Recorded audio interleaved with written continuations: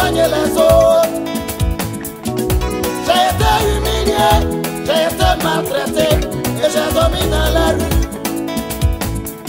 J'ai dormi dans le marché, j'ai dormi sur les bancs des églises. Et quand on me voyait, on se moquait de moi. Jésus m'a aimé, oh, oh, Jésus m'a aimé, oh. Jésus m'a aimé, oh. Jésus m'a aimé, oh. Dans ma vie, tout ce que je faisais n'était que des échecs. Et rien ne me réussissait. On se moquait de moi, on me traitait d'enfant maudit. Les gens disaient que j'étais né pour être toujours derrière. Mes amis pensaient que rien de bon ne pouvait sortir de moi. Jésus, il m'a aimé, oh, oh. Jésus, il m'a aimé, oh, oh, oh. Il m'a aimé, oh, il m'a aimé, oh. Jésus, il m'a aimé, oh. Jésus, il m'a aimé, oh. Hey! Que toute la gloire revienne à Jésus, celui qui m'a aimé. Je ne savais pas qu'un jour j'allais voir le soleil. Je ne savais pas qu'un jour j'allais pouvoir relever ma tête. Je ne savais pas qu'un jour j'allais retrouver le sourire. Je passais mon temps à pleurer, à me lamenter, sans savoir ce qui m'attendait. Oh, son temps n'était pas mon temps. Le temps de Dieu est le meilleur. Aujourd'hui la pierre rejetée est devenue la principale. Je suis l'héritier du roi des rois, l'héritier du Tout-Puissant.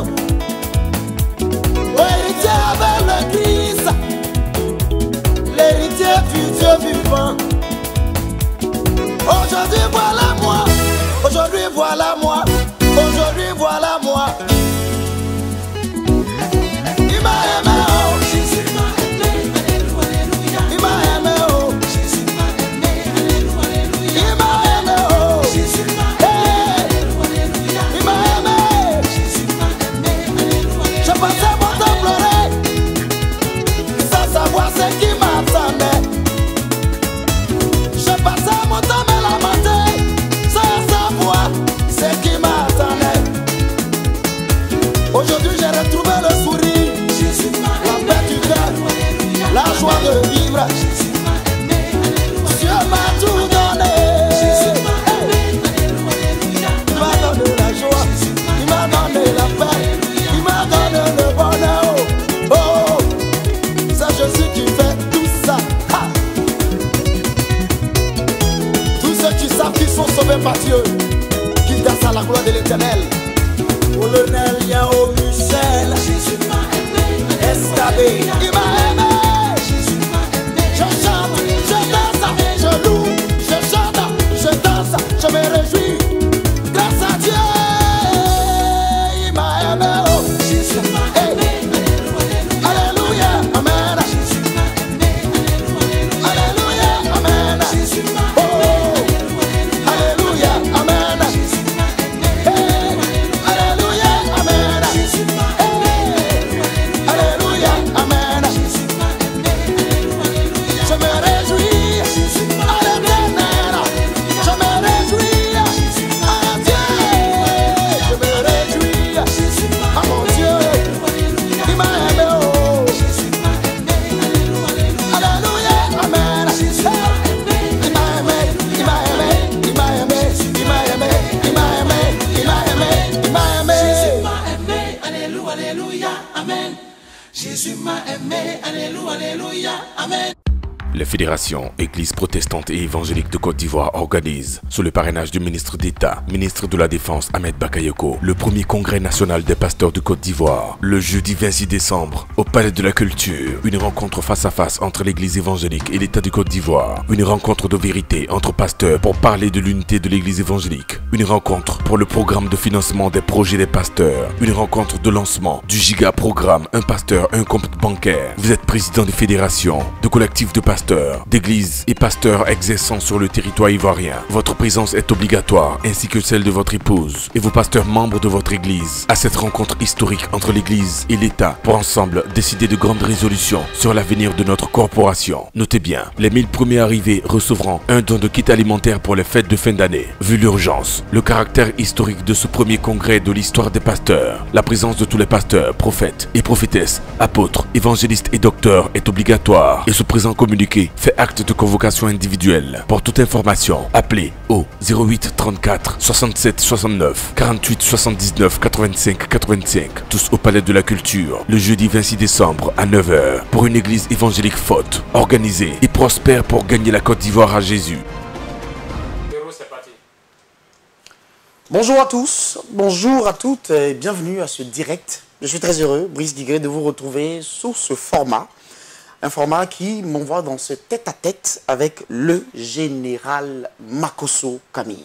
Bonjour mon général. Bonjour Brice. Très heureux de vous retrouver. C'est moi qui vous suis encore plus heureux. D'accord. De voir combien de fois vous êtes en train de monter dans le pays. Ben, c'est grâce à vos prières. Merci beaucoup. Alors nous sommes là parce qu'on a envie de dire que l'heure est peut-être grave. Tout à fait. Nous allons parler de choses très sérieuses. Cette interview, cet échange se veut franc, direct et véridique. D'accord? Exact. Déjà, on sait que pour cette fin d'année, vous organisez un congrès. C'est peut-être la première fois qu'on va assister à cela en Côte d'Ivoire. Tout à fait. Et un congrès qui est censé, je dis censé, et je pèse bien mes mots, rassembler tous les pasteurs de Côte d'Ivoire. Parce que désormais, vous n'êtes plus simplement le porte-parole de la commission des pasteurs. Tout à fait. Et vous nous faites savoir que vous êtes le porte-parole national des pasteurs de Côte d'Ivoire. Exact. C'est pas un peu prétentieux de votre part? Non, pas un peu prétentieux de ma part. Dans la vie, il faudrait avoir la capacité d'appeler les choses par leur nom. Aujourd'hui, en Côte d'Ivoire, il faut d'abord retourner dans l'historique. Parce que c'est important. C'est l'histoire. Ce qui vous a amené à là. Ce qui m'a amené à là. D'accord. On peut ne pas aimer Makosso. On peut ne pas accepter Makosso. Mais on est obligé de reconnaître l'histoire. L'histoire commence en 2011. Brice, c'est une information et c'est une révélation que plusieurs ne l'ont pas au niveau de la Côte d'Ivoire. Plusieurs pasteurs ne l'ont pas. Soit ils ont cette information, mais l'hypocrisie les amène à ne pas l'accepter. Raison pour laquelle je demande à ceux qui nous suivent de bien vouloir partager massivement cette vidéo, parce que les révélations que nous avons faites sont de taille. Et je demande même à Canes, qui est le réalisateur, de bien vouloir repartager la vidéo, parce que je vais commencer maintenant à parler. En 2011... Oui. En 2011, nous sommes dans la crise. Nous sommes dans la crise post-électorale. Post-électorale, c'est bon de situer le cadre. La Côte d'Ivoire est en guerre. Ce n'est pas seulement une crise, c'est une guerre, parce qu'on entend des bruits de canon. Boum, boum. Et lorsque la crise termine... Vous, en ce moment, vous étiez où? Moi, c'était sans précis. Au moment, en 2011, au moment où vous parlez de ces faits. J'étais en prison. D'accord, c'est bon à savoir. J'étais en prison. Oui. Couché. Et les gens ont fait leur élection. L'un dit j'ai gagné, l'autre dit j'ai gagné. Les raisons de Les raisons étaient simples. Oui. La vérité révèle plus tard que lorsque j'ai le procureur au téléphone, il me dit va faire la paix avec les pasteurs proches du chef de l'État.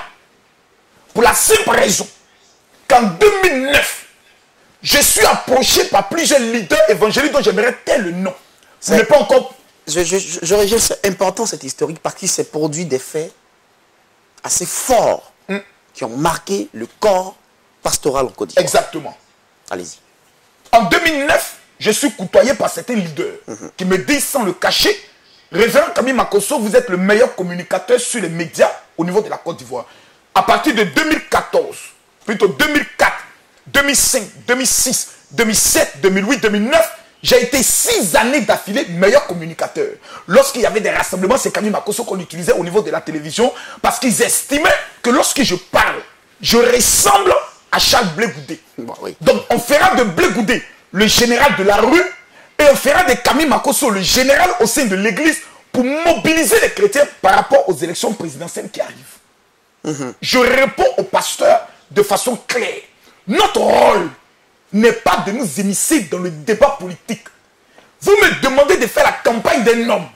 Mais j'aimerais que vous puissiez me dire qu'est-ce que cet homme a bâti de concret pour l'église de Côte d'Ivoire. Et là, vous êtes en train de nous dire qu'à cette époque, on vous demandait de rassembler ou de mobiliser les fidèles, chrétiens évangéliques pour un candidat. Un candidat dont vous ne voulez pas citer le nom. Non, c'est le candidat Laurent Gbagbo, ça on va le cacher. C'est le candidat Laurent Gbagbo parce qu'il était évangélique. Bien sûr. Donc je réponds non. Pour la simple raison qu'il y avait un passif entre moi et ces personnes qui venaient. Il y a eu la création du Haut Conseil. Le Haut Conseil qui a été créé, nous avons tous appris la naissance du Haut Conseil à la télévision. Le Haut Conseil de l'Église évangélique. D'accord. Donc nous avons 4 leaders. Le bishop Benjamin Boni, le révérend John Robert, le pasteur Ayo Paul et le pasteur Jean-Baptiste Nelbien qui passent à la télévision et qui disent qu'à partir d'aujourd'hui, le seul interlocuteur entre l'État et les églises protestantes évangéliques, c'est eux. D'accord. Et ces quatre pasteurs que vous avez cités sont des pasteurs à la tête de grosses entités religieuses. Grosses entités religieuses, ça il ne faut pas le cacher. Grosses entités religieuses. Nous avons dit évangéliques aussi. Évangéliques, nous avons dit non. Comment pouvez-vous nous diriger sans toutefois venir nous consulter pour nous demander de quoi nous avons besoin? Vous passez à la télévision, vous dites on doit prendre 40 jours de jeûne. Mais on prend 40 jours de jeûne sur la base de quoi? Ça a commencé à créer ce qu'on appelait la plus grave crise au sein de l'église évangélique parce que nous sommes allés créer la confessie qui était la confédération des églises de Côte d'Ivoire et nous sommes repassés sur la même télévision pour dire désormais c'est nous aussi. Alors, il y a un problème. À la réalité, ces 4 leaders que vous citez, vous reconnaissez qu'ils sont des pères, d'accord? Pas tous. Ce sont 4 leaders établis sur 4 grandes confessions. Je vais vous expliquer comment fonctionne l'église évangélique. Donc, qui sont considérés aussi comme vos dévanciers, comme vos pères, comme vos leaders. Je vais vous expliquer. Même si vous n'êtes pas forcément de leur église. Je vais vous expliquer comment fonctionne l'église évangélique. Il y a des églises missionnaires qui n'appartiennent pas à ces hommes. L'église... Des églises missionnaires ou des églises indépendantes? Non, il y a les églises missionnaires oui, qui ont été implantées en Côte d'Ivoire par les missionnaires blancs. D'accord. Qui sont venus en Côte d'Ivoire, qui ont implanté des églises et qui ont mis à la tête de ces églises des hommes qui ne sont pas fondateurs. Oui, c'est ça. Donc vous ne pouvez pas venir me dire que quelqu'un l'église Sema, par exemple, l'église Assemblée de Dieu, l'église méthodiste, l'église USO, l'église Pentecôte ne sont pas des églises fondées par des Ivoiriens. Avec les missionnaires. Sont venus par des églises venues par des Ivoiriens. Donc ce ne sont pas des fondateurs. C'est ce qu'on a dit pendant la colonisation. Pendant la colonisation. Donc ils sont venus avec l'évangile du vieux blanc. Parmi tous ces leaders, le seul que nous reconnaissons comme étant un père est le docteur Yaye Dion Robert, fondateur d'église baptiste, œuvre mission, et le pasteur Ayo Paul, qui fonde ce qu'on appelle le CNPC, juste après l'ascension de Gbagbo au pouvoir. Il demande aux pasteurs de se mettre ensemble. Donc ils vont rapidement créer une fédération qui vient présenter au président Laurent Gbagbo en excluant la FESI qui est la Fédération évangélique de Côte d'Ivoire. Nous avons ensuite, après la création du CNPC, la création du CNMC, parce que le docteur Dion était dans le CNPC, il sort du CNPC sous l'appui de certains jeunes leaders pour dire allons créer pour nous, ils vont créer. Donc toutes ces fédérations étaient créées dans un seul but. Comment aller prendre l'argent dans la main du président Laurent Gbagbo? Il faut avoir l'humilité de le dire. Oui, c'est assez important ce que vous dites parce que c'est une question d'argent qui est mise devant cette affaire d'organisation fédérale des églises. Essentiellement pour manger. Pour manger. À ce temps, c'était pour manger. Quand on parle d'argent, c'est pour manger. Quand on parle de ce haut conseil qui est mis en place, ils nous l'ont dit. Au-delà de tout ceci, il y a la création d'un haut conseil. Mais c'est bien, comme ils ne se sont pas entendus à la base. Oui, d'accord. Le président Gbagbo ne donnait plus l'argent. Parce qu'il vous êtes toujours pas là. Il y a des divisions. Il y a des divisions. Fédération des FESI, confession, CNPC et allez-vous la même corporation. Donc ils ne viennent pas nous donner l'information des 2 milliards. Il y a 2 milliards en l'air. Mais oui. Ça vient d'où? C'est pourquoi? Mais les 2 milliards sont décaissés pour permettre d'abord aux pasteurs d'aller en Israël. Non, on ne peut pas avoir ces 2 milliards si on ne se met pas ensemble. Donc eux, pour gérer le mouvement du jeton, de l'argent, excusez-moi, ils se mettent rapidement ensemble et viennent faire une déclaration que nous avons trouvée dangereuse. Parce que dans la déclaration, il y a eu des propos qui ont été dits, qui ont blessé. Nous constatons que les jeunes serviteurs de Dieu vivent dans le désordre, dans le péché. Mais on ne naît pas vieux. On est d'abord jeune, on commet ses erreurs, on grandit, on a de l'expérience. Et ensuite, on devient un père. Nous leur avons dit non. Mettons-nous ensemble. Mais je vous rappelle, Brice, quand vous me dites de dire toute la vérité, rien que la vérité, je dirais la vérité. Nous sommes allés à des réunions. À des réunions avec ses pères. Certains étaient armés. Brice, certains avaient des pistolets sur eux. Ils prenaient nos mains et ils touchaient. Pour dire, cette affaire-là, il y aura mort d'homme là-dedans. Non. Si. Dans cette affaire... Quand vous dites certains, vous parlez de... Je ne parle pas de citer forcément des noms. Je ne cite pas de noms, mais parmi les 4 pères que j'ai parlé, je parle de un. Un avait pistolet. La voiture du bishop Kassi Dazito, qui était notre leader, a été mitraillée. Ils ont tiré sur la voiture du bishop Kassi Dazito. Le révérend Toko Pakom, qui vit aujourd'hui au niveau de la France, a été tabassé. Le révérend Las, aujourd'hui, vit en France. Pourquoi? À cause de toute cette crise. C'est dans ce élan que moi, je j'entre avec le bishop Kassi Dazito et je deviens le fer de lance de la communication. Je fais des interviews dans les journaux, j'écris des lettres ouvertes au président de la République informant que cette organisation n'est pas reconnue et autres, et je deviens alors une menace. On prend le soin d'écrire aux ambassades pour dire qu'Ami Makosso qui organise les voyages est un bandit. Donc je commence à avoir des difficultés. Parce qu'à l'époque aussi, c'est bon de dire que pendant ce temps, parallèlement, vous étiez en même temps organisateur de voyages un peu partout dans le monde, essentiellement également de pèlerinage en Israël. Chrétien. Et donc, on commence à nous diaboliser. Bon, arrivé à un moment donné, on constate que nous, c'est à notre niveau. On constate que le président Laurent Gbagbo a fait son choix. Il commence à les financer. L'argent commençait à tomber dans leur main. On dit, bon, on lutte pour tout le monde. Si on commence à leur donner l'argent, ce n'est pas la peine qu'on lutte. Maintenant, quand les élections arrivent, vous venez nous voir. Que non, on n'est qu'à parler. Non, on ne parle pas. Une affaire où vous avez vous manger. Nous, on va aller parler. Et si demain il y a mort d'homme, non, on ne parle pas. Nous, là, on va se mettre hors de la politique. Allez faire votre politique. Nous, on n'est pas dedans. On dit, non, l'église évangélique, non, nous, on n'est pas dedans. Voici comment on va dire à certains hommes du pouvoir que le petit Makosso, d'abord, mais son nom n'est pas ivoirien, il est suspect. Et il veut être un blocage pour nous parce qu'il veut... À propos, honnêtement, il est ivoirien. Je suis ivoirien de père et de mère, Gabou de Tieba, ma mère Baoulé de Boaké. Voici comment on convainc en disant que Makosso veut faire campagne pour le président Ouattara. Donc on me met à l'écart en attendant que les élections finissent. Et puis Makosso, pendant le soin de ressortir, et continue ses activités. Mais il ne faudrait pas que pendant qu'ils vont faire la campagne, on ait une voix contraire dans l'église qui appelle à dire non, attention, il y a la marmaille. Donc voilà comment on me met à l'écart. Il ne faut pas à dire les choses par les mots. Et vous mettre à l'écart, c'est de vous mettre en prison. En prison. On m'a mis en prison. Le docteur Dieu Robert me l'a dit. Makosso, c'est le pasteur Yopol qui est venu avec une liste de personnes pour dire que tu dois à toutes ces personnes qu'on doit te faire arrêter. J'ai dit que je ne peux pas mettre un pasteur en prison. Je donne des noms. Je suis devant la nation et je parle avec des noms. Je suis allé voir le docteur John Robert avec le révérend Bad Jonathan et le révérend Assemien qui est décédé. Il dit, papa, si je t'ai manqué de respect, pardonne-moi. Mais j'ai appris que c'est toi qui m'as mené en prison. Il dit, Makosso, c'est pas moi. C'est pas ça, Yopol. Je ne dis pas pour diviser l'église, mais j'explique les faits parce que des pasteurs n'ont pas cette information et pensent que je me suis levé contre des pères. Non, c'était un problème où nous avons dit, nous souhaitons que l'argent de l'homme politique aille dans l'intérêt des chrétiens, dans l'intérêt des pasteurs. Nous pouvons construire la première cathédrale évangélique qui sera appelée par exemple, je peux le dire, on avait donné un nom dans le temps pour permettre aux pasteurs d'avoir un édifice. L'argent divise. L'argent divise. Mais qu'est-ce qui s'est passé? L'argent divise. Le docteur John... Même dans l'église, l'argent divise. Ah oui. Judas a trahi Jésus à cause de l'argent. Le docteur John m'a dit des choses. Moi, je salue ce grand homme. Le docteur John Robert, c'est un père. Il m'a dit, Makosso, j'étais mal à l'aise de la manière dont on partageait l'argent. On va à la résidence du président Babou. Il donne l'argent dans un sachet bleu. On s'enferme dans un petit bureau. On partait pour dire non, il ne faut pas mentir à quelqu'un. Je ne pouvais pas le supporter. J'ai quand même accepté Jésus. C'était comme ça? C'était comme ça. C'est ahurissant quand même. Oui, c'était comme ça. J'ai dit ça se partageait le pognon sur le dos des pasteurs. Et on vient dire aux pasteurs, on de l'argent qui est censé être pour tous les chrétiens et leur permettre de faire des voyages en Israël. Exactement. Organiser concrètement l'église de Côte d'Ivoire. Oui, c'est cela. Parce que Babou était évangélique, sa femme soit évangélique, mais c'est un soutien naturel. Mais en bas de cela, des gens utilisaient cette stratégie pour manger et c'était malsain. Lorsqu'en 2011, il y a la crise post-électorale, le président Babou n'est plus président. Qui vient au pouvoir? Celui contre qui ils ont prié pendant des années. Celui contre qui, pendant la campagne, il se retrouvait au palais de la culture, faire des prières pour demander à Dieu de le tuer. Il ne meurt pas, il vient au pouvoir.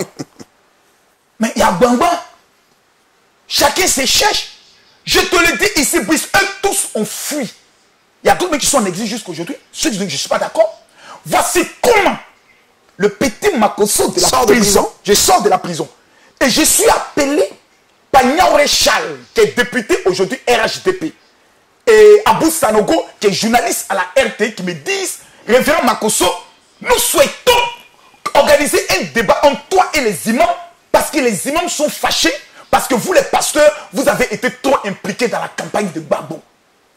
C'était faux ou vrai? C'est la vérité, mon ami, je suis dedans. Oui, d'accord. On a organisé même veillée de prières à la place de la République. En conclusion, notre Dieu n'a pas écouté nos prières. Dieu n'est pas dans la marmaille politique. Voici comment je me retrouve au golf. Je fais une émission avec un imam que je salue. Parce que ce qu'il y a, c'est que c'est délicat. Vous sortez directement de prison, oui, mais sans passer à gauche ni à droite, c'est direct destination le golf. Mais on m'a appelé. Il y a deux endroits. Il y a un endroit où on dit qu'ils sont dans un bunker. Et il y a un endroit où ils mangent le lapin. Entre le lapin et le bunker, je vais où? Je vais là où il y a le lapin. Ça a été un choix délibéré ou on est venu vous chercher? Ça a été un choix stratégique. L'église évangélique, si le président Ouattara à cette époque prenait une décision pour dire à partir d'aujourd'hui nous fermons les églises qui n'ont pas de récépissé, qui n'ont pas d'agrément, aucun pasteur n'allait se nous parler. Il y avait une menace qui était en face de nous. Nous avons la menace de musulmans qui étaient fâchés parce qu'il y a des frères musulmans. Un imam a été tué à William Civil. Personne n'a condamné ça. Un guide religieux. Dans la coexistence pacifique entre les religions, il y a des faits que nous devons dénoncer. Je me rends alors et j'ai le courage de présenter des excuses aux imams pour le silence des pasteurs face à la mort d'un imam. Et je rappelle à l'imam que dans le Coran, il est écrit 98 fois le mot amour. Donc nous devons apprendre à nous aimer parce qu'on n'a qu'une seule Côte d'Ivoire. On ne peut pas prendre le soin de donner raison à ceux qui voulaient une guerre religieuse au niveau de la Côte d'Ivoire. Donc à la réalité, vous vous positionnez un peu comme celui qui est un peu le sauveur de l'église en Côte d'Ivoire. Pas le sauveur, c'est Jésus qui est le sauveur. Oui, non, mais face à la situation actuelle. Dans la situation, il fallait pas de sauveur en tant que de salut. Il fallait se sacrifier.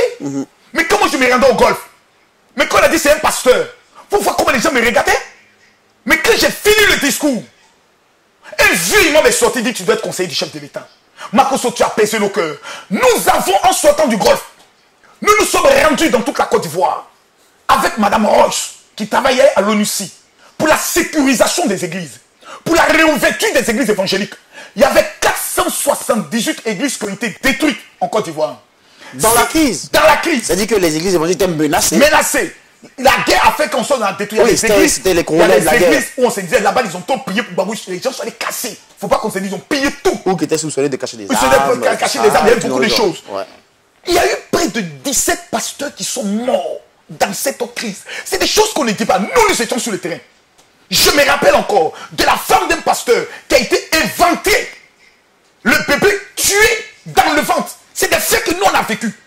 Nous avons alors pris le soin de faire appel. Le bishop Kassi Dazito me fait appel, dit Makosso, tu sors de prison, tu ne peux pas faire toi seul la lutte. Tu appartiens à une famille, tu appartiens à une corporation, viens. Voici comment avec le bishop Kassi on s'assoit et nous signons un protocole d'accord secret. Oui. À l'époque. Oui. Même en devant. Parce que ton image de prisonnier peut créer problème.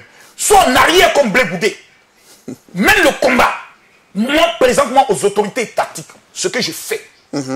Parce que j'estime que le bishop Kassi est un leader qui n'a pas peur, qui ne recule pas et qui a la capacité de motiver la jeune génération. Nous nous retrouvons, parce qu'il faut que je le rappelle, au niveau de CPE, à Fréquence Vie, il y a une salle où tous les leaders dont vous parlez, le CNPC a été représenté par le président Pongui Bénard, l'ordre des églises, le révérend Michel Vako, le pasteur, comme il s'appelle, le président de l'église Pentecôte, le pasteur Yao Bio, les pères se sont retrouvés. Nous avons posé une question qui est tellement simple. Comme le Haut Conseil est dissous, parce que le docteur Jones est sorti, le docteur Nelbien est sorti, il ne restait plus personne. Ce n'est pas moi qui ai dissous le Haut Conseil, il s'est dissous lui-même. Chacun a eu son tour de présidence, il a maillé son jeton, l'autre ne voulait plus quitter le pouvoir. Bon, c'est gâté entre eux. Qui allons-nous vendre? Parce que c'est mes amis. Qui allons-nous vendre? Vendre. Ça veut dire... Voici les thèmes qui ont été utilisés. Nous avons les FSI, les militaires, pour Ouattara. Donc parmi eux, il y a des dozos très nerveux qui cherchaient Gbagbo et les pasteurs de Gbagbo. Qui on va envoyer pour dire à ces dozos, pour dire à ces FSI, bien nerveux, que ce n'est pas nous les pasteurs qui sommes à la base de toute la crise. Qui allons-nous sacrifier? Même moi, j'ai baissé la tête. Dieu, je sors de prison, j'aime la vie. Pourquoi voulez-vous que je meure?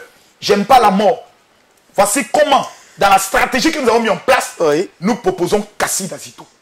Non, en tant que père. Comme Kassi, toi et Makosso. Ben, il y a un aspect, on va revenir sur ça, on retient ça. Quand vous êtes retourné au golf et que vous avez fait cette déclaration, oui. Si nous avons bonne mémoire, vous avez mis tous ces leaders sous discipline. Oui. Et ça a été un fait fort. Très fort. Marquant, mais très choquant. Très choquant. Pour des pères de l'église. Et très sauveur. Ah oui. Oui. Parce que au golf, il y avait deux choix. Ça a été considéré comme une grande défiance, non. Une grosse insulte aussi. Non, je viens parce que vous êtes un jeune pasteur. Je suis d'accord. Ce sont des pères. Oui. Il n'appartient pas à un jeune pasteur qui sort directement de prison, qui va se mettre à l'époque, on se souvient justement du bicéphalisme dans lequel la Côte d'Ivoire se J'ai une question à te poser. Je viens. Dans ce bicéphalisme, donc on était encore vraiment très partagé sur qui il fallait écouter, qu'est-ce qu'il fallait faire. Et les gens vous voyez. Il y a eu l'époque de Malachi. Oui, aussi cette époque, en même temps, qui justement aussi prévalait et qui emballait les esprits des uns et des autres. D'accord. Et vous faites cette apparition où, dans votre déclaration, vous dites, mais de manière solennelle, que vous mettez sous discipline les pasteurs, le docteur Yaïdian Robert et les autres. On se dit, mais qui est ce jeune homme qui apparaît et qui, au nom de quoi et sur quoi continue et il met des pères sous discipline. Et là, ça va créer aussi d'effrayer vraiment la chronique. De toi à moi. Est-ce que je peux mettre le docteur Dion Robert sous discipline? C'est ce que vous aviez fait. Non, de toi, mais est-ce que je peux le faire? La stratégie derrière... Non, est-ce que j'ai le pouvoir de le faire? Non, vous n'avez pas le pouvoir, c'est pour cela d'ailleurs que je vous pose la question. Dans l'art de la marmaille, il y avait un choix. Soit je laisse le pouvoir qui vient de prendre le parti, les hommes qui viennent de prendre le pouvoir, amener tous ces pères en prison, comme l'ont été les Afin Guessan et autres et plusieurs militaires. Je suis Camille Makosso, je m'assois au golf. Je vois une liste et je vois que certains de mes pères iront en prison. J'acclame ou je me bats. Quelle stratégie trouver? Donc à la réalité, ce que vous nous dites, c'est que quand vous étiez là, vous avez une liste sous les yeux. Il y avait des décisions. Je sais que je vais aller en prison. J'ai des vidéos secrètes, j'ai des enregistrements audio qu'on m'a fait écouter. De l'implication directe de ces pasteurs qui se sont tenus devant des jeunes pour dire résister. Le jour nouveau va s'élever sur la Côte d'Ivoire. Ce n'est pas le rôle d'un pasteur. C'est l'excitation à la rébellion. Cher ami, je ne pouvais pas accepter que mes pères qui ont bâti l'église évangélique se retrouvent en prison. Il fallait trouver une stratégie, une marmaille. Voici comment je présente mon organisation pour dire, dans notre système évangélique, nous avons la situation de mettre les gens sous discipline, ils ne vont plus prêcher. Ah bon, oui. D'accord, voici comment on rédige un document pour dire telle personne est sous discipline. Mais il y avait plusieurs autres noms. Même le nom du pasteur Mohamed Sanogo était sur la liste. J'ai dit, mais le pasteur Mohamed Sanogo a quoi avoir sur cette liste? On dit non, on a reçu l'information. On dit quelle information? C'est du mensonge. Il y a plusieurs noms qu'on a retirés. Mais sûr qu'il y avait des vidéos, on ne pouvait pas attaquer l'évangéliste Timothée, qui est mon ami. Qui est mon ami. On ne pouvait rien faire. Donc on va mettre sous discipline dans le but qu'ils ne partent pas en prison, mais pour un temps, ils ne vont pas prêcher. C'était la seule stratégie. Mais quand je finis de le faire, je les rencontre personnellement pour me mettre à genoux. Et leur expliquer votre démarche. Leur expliquer. Eux tous ont compris. Ils m'ont même dit merci. L'évangéliste Timothée, tout le monde, eux tous ont compris. Même l'année dernière, l'évangéliste Timothée était en Israël grâce à qui? Au révérend Camille Makosso. Je n'ai pas de poulet avec ces personnes. C'était la seule marmaille qu'on pouvait utiliser pour ne pas voir nos pères aller en prison. On ne voulait pas voir de pasteur en prison. Mais après ça, il fallait aller rencontrer les autorités. Nous sommes allés rencontrer toutes les autorités. Que ce soit le premier ministre, que ce soit avec maintenant le bishop Kassi Dazito. Moi, j'ouvrais la porte. Oui. J'introduisais le bishop Kassi Dazito comme le porte-parole national des églises protestantes évangéliques et qui prenait le sujet de la débat. On a eu des débats houleux. Moi, je me rappelle lorsque nous sommes arrivés au niveau de, comment on appelle ça, de l'état-major. Un colonel sort de je ne sais où. Il dit, mais où sont les pasteurs malachistes là? C'est une injure. Voici comment je l'ai dit, monsieur le colonel, vous rectifiez votre parole, sinon je me plains directement auprès du chef de l'État. Directement. Voici comment on nous donne le colonel Kone Zakaria. Pour dire à partir d'aujourd'hui, si vous avez un problème de sécurité, confiez-vous au colonel Kone Zakaria que je salue ici. Donc lorsqu'un pasteur était arrêté, il y a des pasteurs qui ont été pris à Beaunois avec des armes dans leur maison. Nous les avons fait libérer. Il y a des pasteurs qui ont été pris à la pyramide. Quand quelqu'un porte les ringues, les marques restent sur son pied. On nous montre les marques, on nous montre les... Quand quelqu'un tire la Kalachnikov, il y a des signes. On nous montre tout ceci. Je suis obligé de me mettre à genoux pour dire, ce pasteur, je le connais, je me porte garant pour lui, je ne le connais pas. Le pasteur, comme il s'appelle, le chanteur, Emmanuel Boifo, qui chantait, Mais il ne peut pas rentrer à Yopougon. Qui l'a fait rentrer à Yopougon? Le pasteur Siri qui a son église à Yopougon. Je parle des noms emblématiques. C'est nous qui sommes allés revoir. Même le pasteur Gédéon de la Kéchouva. Ah ouais. Qui parle. Ah ouais. Qui allait procéder à la réouverture de leur église. La sécurisation de leur église. C'est Makosso. Ah, il le sait? Il le sait. Ah ouais. Bien sûr. Mais vous semblez être pour lui une sorte d'adversaire. Je ne suis pas un adversaire, Enfin, on est dans la marmaille de la communication. Il faut qu'il attaque Makosso pour que ça compte monte. Il faut étendre, je mets sur un petit punch. Mais si on se voit lui au moins, il n'y a pas d'animosité. Ah ouais. Dans l'art de la marmaille des réseaux sociaux, on sait souvent s'attaquer pour faire le buzz. Ça ne veut pas dire que nous sommes ennemis. C'est comme Arafat le faisait souvent avec des Bordeaux, avec Ariel Chéné. C'est comme ça. C'est ce que nous demande le buzz des réseaux sociaux. Donc, il n'y a pas d'animosité. Même la carte que le pasteur Gédéon a, c'est Makosso qui l'a donnée. Il a une carte de pasteur. Il a une carte de pasteur, c'est moi qui lui ai dit non, il n'y a pas d'animosité. Il fallait faire maintenant un travail de changer l'image, de permettre aux pasteurs de reprendre leur activité, les veillées de prière. Mais à cette époque, quand on crie sur toi, prophète, en 2011, tu ne réponds pas. Et la personne, ça va te dire, mais il fallait dire, monsieur, tu n'es pas obligé de dire prophète. Nous avons vécu ces faits. Là, Makosso n'était pas mauvais. Ces pasteurs savent, ils le savent, que c'était au prix de nos vies que nous étions sur le terrain. Il y a des moments donnés, je sors, ma femme se dit, est-ce que c'est sûr que tu vas revenir? Parce qu'il y avait encore la tension était vive. C'est sûr, ouais. Nous sommes allés rencontrer les pasteurs. Il y a des rencontres que nous avons fait à Yopougon. Mais les pasteurs n'étaient pas me lyncher. Mais quand ils ont dit, Makosso parle, quand j'ai ouvert ma bouche, j'ai fini de parler. J'ai dit au pasteur, si vous avez le Saint-Esprit, demandez-lui si maintenant, pendant que je vous parle, je vous dis la vérité ou je vous mens. Les pasteurs ont été protégés, sécurisés. Les églises n'ont pas été fermées jusqu'à ce jour. Parce qu'il y a eu un imbécile, un fou sur le terrain. Je ne me lance pas des fleurs. Le révérend Makosso, le révérend Henri Père, qui est mon petit frère, le bishop Kassid Azito. Nous trois, nous étions sur le terrain. Malgré que nous étions combattus par d'autres fédérations qui venaient de naître. Je suis allé voir ces fédérations, dont l'évangélique Bach Jonathan, pour leur dire, le combat que vous êtes en train de mener, c'est un combat perdu d'avance. Venez avec nous. C'est moi qui ai pris l'évangélique Bach Jonathan, qui l'a mené au point du bishop Kassid Azito pour qu'il intègre la commission. Nous mettons en place la commission protestante évangélique de Côte d'Ivoire. Nous disons, nous n'avons plus fait comme les anciens, où c'est nous ceux qui mangeons. Nous allons demander à toutes les fédérations de former ce qu'on appelle une assemblée générale, comme l'assemblée nationale. Lorsqu'il y a un fait, on pose le problème, on débat, chacun prend le soin d'argumenter et on passe au vote. C'est ça l'esprit de la commission. Mais lorsque la sécurité est revenue, lorsque les pasteurs ont repris les activités, d'autres ont oublié l'histoire. Et Somi a dit, pourquoi c'est Kassid Azito? La mémoire très courte. Pourquoi c'est Kassid Azito? Ils sont en train d'emballer l'église pour le président Ouattara. De 2011. C'est comme ça que les discours ont commencé à se tenir? Oui. De 2011 à 2019. Avons-nous vu le général Makosso demander aux gens de voter le président Ouattara? Jamais. Je ne l'ai jamais voté. Parce que moi-même, en 2010, je n'ai pas voté. En 2015, je n'ai pas voté. Je n'ai jamais voté. Mais notre problème, c'était l'église, les pasteurs. Il ne fallait pas qu'ils meurent. Voici comment on nous dit à la direction des cultes. Mais vous-même, les pasteurs, vous ne savez pas combien de pasteurs vous êtes. D'où l'opération d'identification des pasteurs. Oui, on se souvient, pour nous donner une grosse opération que vous avez lancée. Voilà, qui nous a permis d'identifier plus de 10 000 pasteurs. Pour nous donner une crédibilité devant l'État. Parce qu'on ne sait pas qui est pasteur, qui n'est pas pasteur. Lorsque nous lançons l'opération, c'est sur fonds propres. L'État ne nous a pas financé. Je ne peux pas dire j'ai. Parce que le bishop Kassid Azito sait, je sais, la Bible sur la main sur la Bible, qui n'a pas financé la campagne d'identification. J'ai financé cette campagne à hauteur de 65 millions. Pas de micmac à gauche, à droite, des stratégies sur le pèlerinage. Comment peut-être prendre 200 000 et telle personne autre pour essayer de combler les choses. On l'a fait. Nous, chaque réunion que nous organisons, c'était près d'1 million. Il faut passer à la télévision. Il faut mobiliser parce qu'il faut faire les coucouillers. Il faut parler. Souvent même dans la voiture avec le bishop Kassid Azito, lorsque nous partons, il y avait le pasteur Emmanuel Apata. Et le révérend Togo, comme qui soit ne me comprenait pas. Mais qui m'insulte dans la voiture. C'est-à-dire qu'ils sont en train de m'insulter dans la voiture. Toi, un ancien prisonnier comme toi, pour me taquiner souvent, c'est des frères. Pour voir ma capacité de résistance. J'arrive souvent les larmes aux yeux à la réunion des pasteurs. Il faut que je suis mes larmes. Je prends la parole. Je parle. Les gens me disent, on ne veut pas de bishop Kassid Azito. Il paraît que c'est un mystique et autre. J'ai dit, donnez-moi les preuves. Il me défend, je le défendais. On s'est battu. On s'est battu jusqu'en 2015. Nous avons imposé l'église en Côte d'Ivoire. Nous avons organisé des séminaires où ils pouvaient. Nous avons organisé des grands rassemblements de jeunes au Palais des Sports. Nous avons organisé 2015, me voici, au stade Félix Houphouët-Boigny. C'est que personne n'avait organisé. Nous l'avons fait. C'était le blason de l'église évangélique qui était ici redoré. Quand la paix revient et que le chemin paraît dégagé, c'est là que le danger devient encore plus rigoureux. Voici comment maintenant il nous infiltre. Parce qu'il est retombé après de toute cette lutte.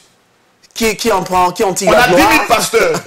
10 000 pasteurs, tu te présentes devant n'importe quelle banque, vous devenez intéressant. N'importe quelle assurance. Voici comment des gens viennent voir le bishop Kassi pour lui dire il faut qu'on mette une stratégie en place pour qu'on mange dans cette affaire. Je ne l'ai pas aimé, je ne l'ai pas apprécié, mais je pardonne tout ceci. Nous parlons aujourd'hui d'unité de congrès. Je n'aimerais pas revenir sur ces détails blessants pour lesquels j'ai été reconduit en prison pour 12 jours. Ce sont les mêmes pasteurs avec qui je travaillais. Vous avez été reconduit en prison pour qui sont allés voir le juge pour lui dire Makosso est en train de mettre une stratégie pour escroquer plus de 12 000 jeunes avec le nom du chef de l'État. Ce qui était faux. C'était une sorte de... C'était encore une marmaille. Il fallait m'écarter. Contre vous. Parce que voilà. Chaque fois, il faut vous écarter. Il faut m'écarter. Vous représentez un danger? Je n'aime pas... certains. Vous savez, je suis le professeur de la marmaille. Ce n'est pas l'escroquerie pour moi. Je refuse qu'on vole un pasteur. Je refuse qu'on mette en place une stratégie pour deux pasteurs. Venez cotiser pour telle chose. Et puis nous, on est un retombé, on mange. Parce que moi, j'ai fait la prison. Et c'est moi le griot. C'est moi qui parle. Si demain les pasteurs se sentent abusés, ils ne vont jamais me pardonner. Imaginons demain peut-être j'ai une ambition dans ce pays. Les pasteurs trouveront que je les ai volés.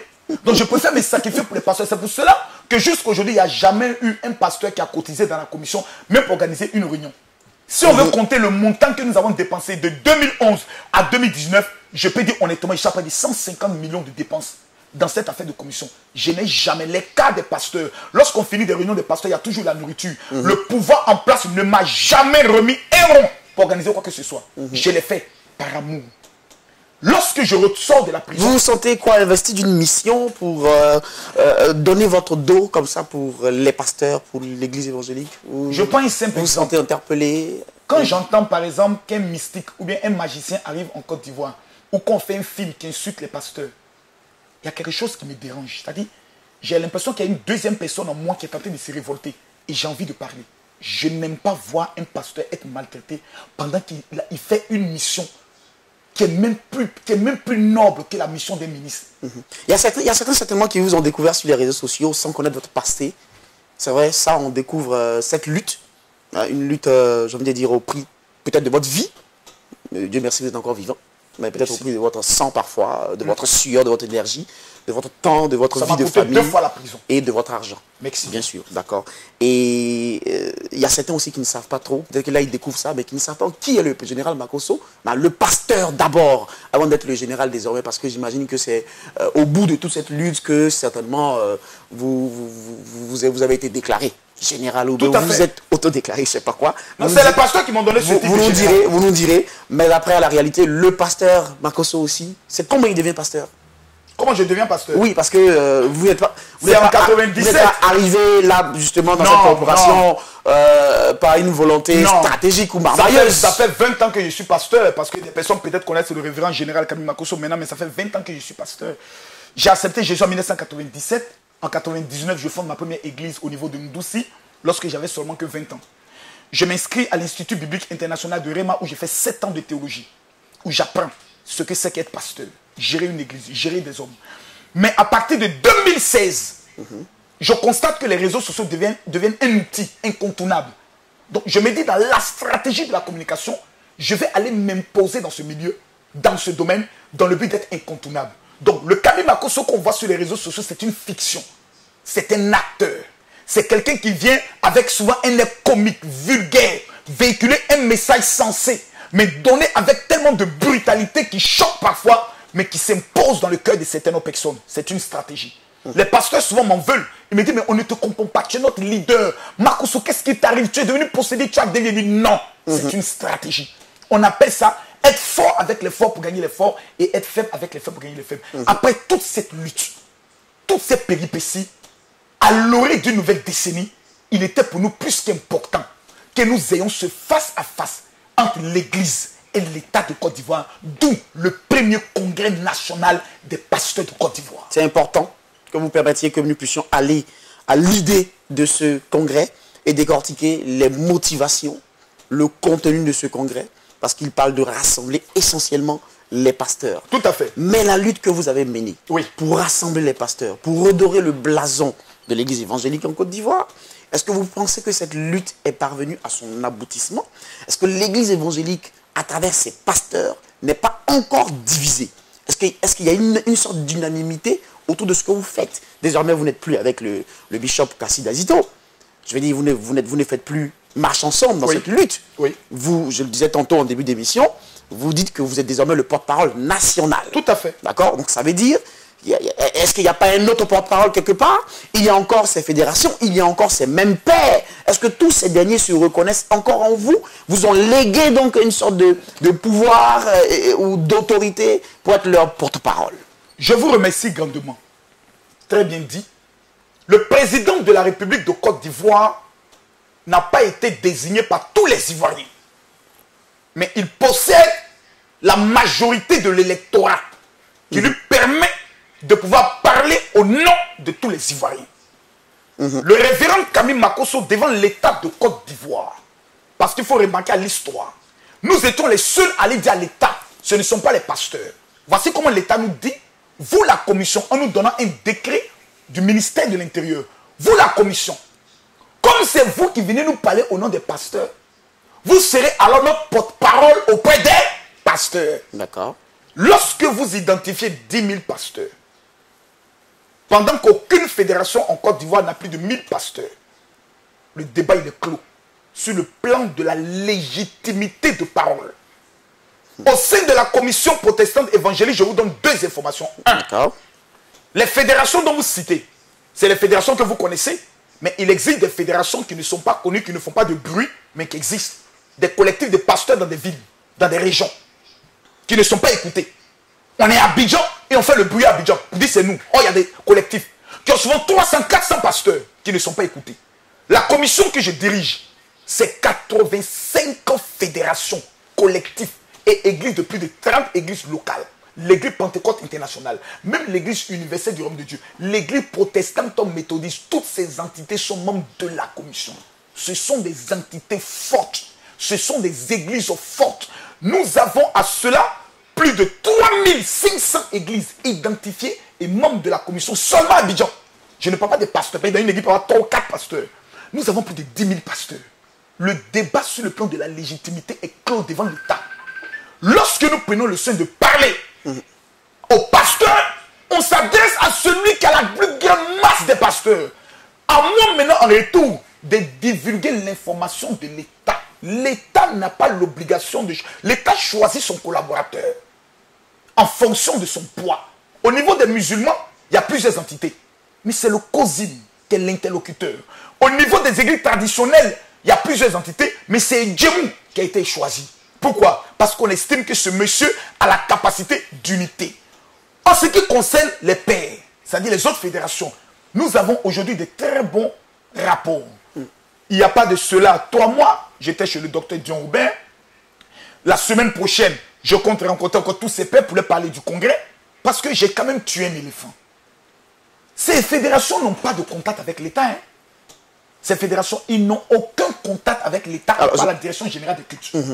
J'ai des contacts au plus haut sommet de l'État de Côte d'Ivoire. Je suis le seul pasteur qui a été reçu par des ministres d'État, des ministres de la République, jusqu'au palais présidentiel. Donc ils n'ont pas de réseau. Makosso a le réseau. Donc quand vous irez les rencontrer, vous estimez que naturellement, ils vous accorderont leur cursus. Ils n'ont pas le choix. C'est pas une question de quitus. Et s'ils n'y vont pas? Et s'ils disent, bon, écoutez, faites ce que vous voulez, on ne se reconnaît pas là-dedans. Ok, les décisions qui seront prises au Congrès leur seront imposées. Quand le président de la République va à l'Assemblée nationale, parmi les députés, il y a des personnes qui ne votent pas pour lui. Mais quand il a la majorité, quand le test passe et ça s'impose à tout le monde.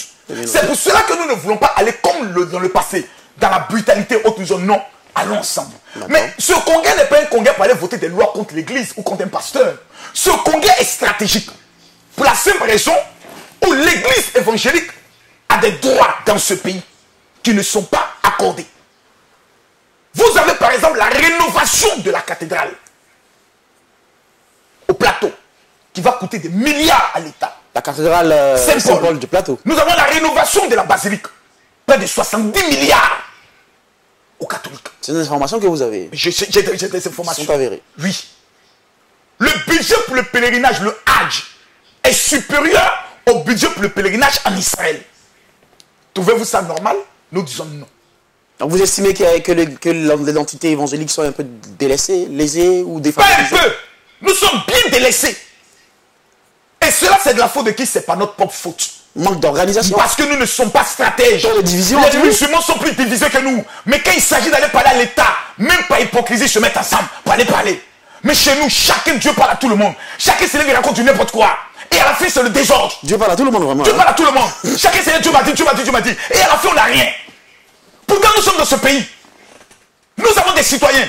Nous avons des fidèles qui sont des citoyens de ce pays. Nous encadrons des fidèles. Lorsque le fidèle pleure, parce que l'État, par exemple, a un problème, c'est le pasteur qui consomme ce fidèle. Donc nous jouons un rôle capital dans ce pays. Mais à la fin, qui sont les retombées? Rien. Nous ne sommes pas des mendiants. Mais l'État de Côte d'Ivoire appartient à tous les Ivoiriens. Nous sommes pasteurs, nous appartenons à la Côte d'Ivoire. Nous allons nous retrouver le 26 décembre pour parler à l'État. Pour dire à l'État trois choses. Numéro 1, voici ce que nous voulons. Numéro 2, voici nos craintes. Est-ce que vous savez que pour les problèmes de nuisance sonore, il y a des églises qui sont fermées? Mais bien sûr. Est-ce que vous savez qu'aujourd'hui, il y a des pasteurs qui se mettent dans les rues, qui prennent un petit micro, qui disent alléluia, la police vient les prendre? Ouais. Est-ce que vous savez, chers pasteurs, qu'aujourd'hui, pour avoir l'agrément, la procédure a changé? Mais si nous ne nous rencontrons pas, on ne se parle pas. Comment avoir ces informations? Est-ce que les pasteurs savent que pour aller en Israël, on ne paie rien? C'est assez important, on va venir sur ce point d'Israël et tout ça, mais les autres points que vous citez par exemple, on a pour exemple assez épatant, celui du Rwanda.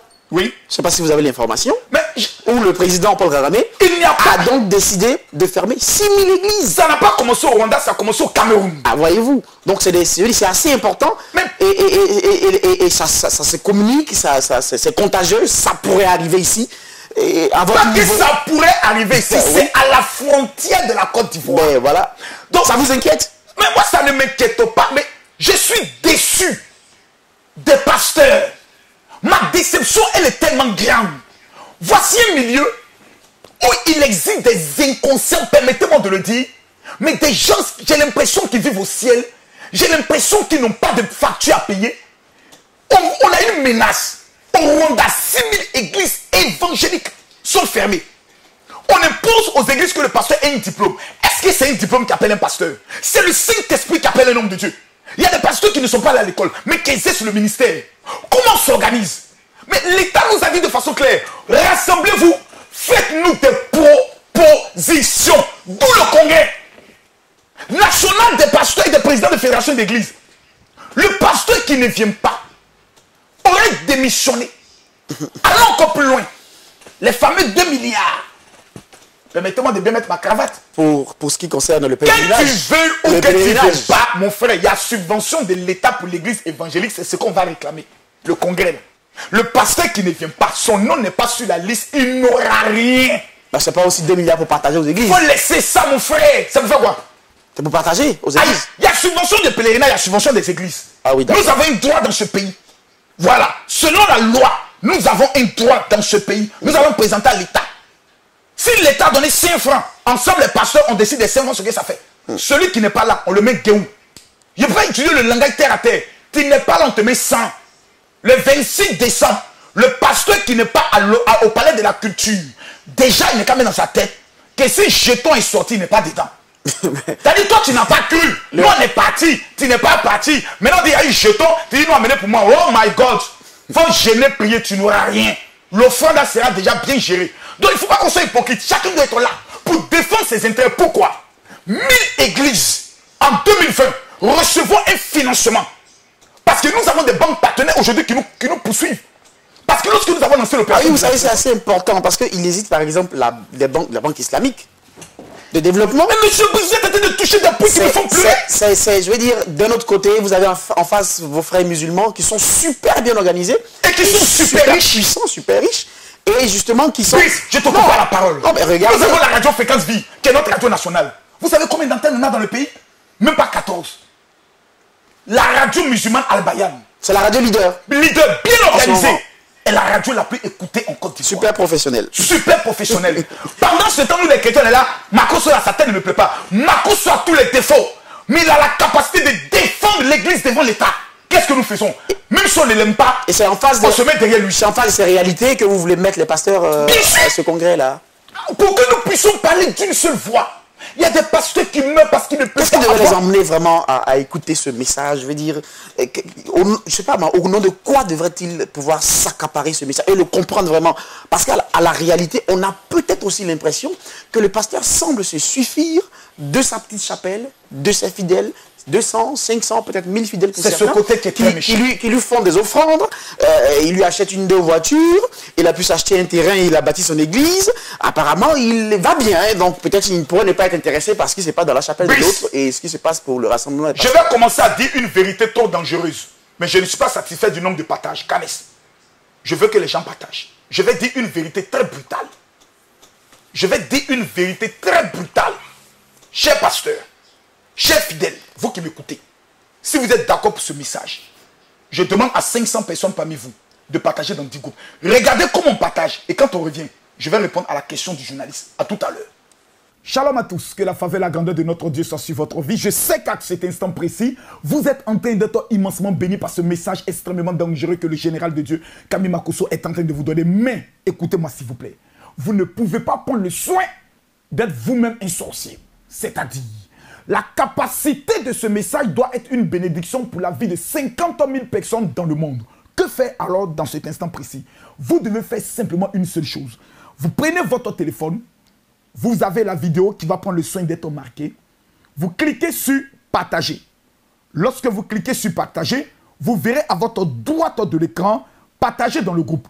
Une fois que vous cliquez dans partager dans le groupe, la liste de tous les groupes dans lesquels vous êtes membre va se mettre à apparaître. Et vous n'avez qu'à cliquer partager, partager, partager, partager, partager, partager, partager. Mesdames, Mesdemoiselles et Messieurs, les 500 premières personnes qui suivront cette procédure, je déclare sur votre vie, maintenant et à jamais, que toute malédiction qui est liée à votre vie est à jamais annulée. Une fois que vous prenez le soin de partager, veuillez mettre votre nom ainsi que le nom de groupes dans lesquels vous avez partagé et je prophétiserai une déclaration dans votre vie qui s'accomplira dans 72 heures. Que Dieu vous bénisse. Partagez la vidéo. Je demande à tout le monde de bien vouloir mettre des cœurs parce que je vois que les gens sont en train de signaler cette vidéo. Veuillez mettre les cœurs. Les ennemis de l'église, les ennemis de la vérité ne veulent pas que le révérend Kami Makosso dise la vérité. Mesdames, Mesdemoiselles et Messieurs, je réponds maintenant à votre question. Il y a des pasteurs qui sont des inconscients, qui ne voient pas la menace venir. Qui ne voient pas combien de fois les occultistes derrière sont en train de faire voter des lois contre l'émergence de l'église évangélique. Nous sommes la seule religion au monde. On est catholique, on est musulman, on devient évangélique. Moi, je suis un ancien catholique qui suis devenu évangélique. Nous sommes la seule religion qui avons le don de détournement. On prêche à un autre fidèle d'une autre église ou d'une autre religion, il quitte, il vient chez nous. Nous avons la religion qui avons la croissance la plus rapide. 700 millions d'évangéliques aujourd'hui dans le monde, dont 7 millions d'évangéliques en Côte d'Ivoire, 35% de l'électorat. Du fait que nous nous enfermons chacun dans sa petite chapelle pour manger ses dîmes, mystifier ses fidèles. Croyons que nous sommes intelligents, nous sommes les plus idiots. Je connais des pasteurs aujourd'hui qui font des dîmes et offrandes de plus de 21 millions par mois. Vous avez des églises super bien organisées, telles que l'église du pasteur Mohamed Sanogo, que je salue pour son sens de l'organisation. Mais pasteur Mohamed Sanogo, l'expérience de l'organisation que vous avez, ça doit rester à vous seul? Dites-le-moi, j'aimerais savoir. Ou bien vous devez venir devant les pasteurs pour les enseigner sur la stratégie de l'organisation. C'est ce qu'on appelle la complémentarité. Je connais quelque chose. Kami Makosso, tu es le spécialiste des directs et le communicateur par excellence. Comment former les pasteurs? Il y a des juristes. Comment les former? Il y a des pères. Comment les former? Comment pouvons-nous nous organiser si nous ne nous fréquentons pas? Mes amis, je le dis et je le répète, dans 5 ans, si nous ne nous organisons pas autour maintenant de ce congrès, peu importe, n'attendez, il y a des pasteurs qui attendent forcément qu'on les amène des courriers, qu'on les appelle, qu'on aille chez eux pour dire non, et puis vont s'asseoir dans leur gros salon. Ouais, Makosso, expliquez-nous bien votre affaire là. Mes amis, je n'irai pas. Faut que ce soit clair. Je ne pas. Chacun se cherche. Tu aimes Jésus. Non, mais il faut qu'ils aient l'information aussi. Mais l'information, c'est ce qu'on est en train de donner là. Bah, c'est pas tout le monde aussi qui est sur les réseaux sociaux. Les salles, on se connaît. Je te dis, je les connais. Il y a d'autres qu'on va dire, on y envoie que les pères. Mais il y a certains qui savent de quoi je parle. Ils sont connectés, ils sont en train de me suivre. Ils sont là. mais ils vont se braquer. Non, il faut descendre sur terre. Si une loi est prise, c'est là que vous allez maintenant commencer à courir. Maman Kosso, tu as pris ce qu'on a fait, la preuve. On nous a interdit de passer sur la RTI. Qui a parlé? Aujourd'hui, qui passe? Personne. Et certains disaient que c'était justement... À cause de Makosso? Oui, à cause de vous. Et maintenant, la personne ne passe. Que... Oh, ce n'était même pas à cause de Makosso. C'est parce que la RTI, tout simplement, ne voulait plus voir les religieux passer sur la RTI parce qu'ils voulaient mettre le système français en place où si TF1 et France 2, il n'y a pas de religieux qui vont... C'est la laïcité. C'est la laïcité. On payait pour passer. Donc, mais on n'a même pas eu de temps de négociation parce que lorsque tu appelais certains présidents, ils disaient, ah, moi j'ai peur, ah, moi je veux pas. Mais j'ai essayé d'aller faire au moins 2 jours aux renseignements généraux.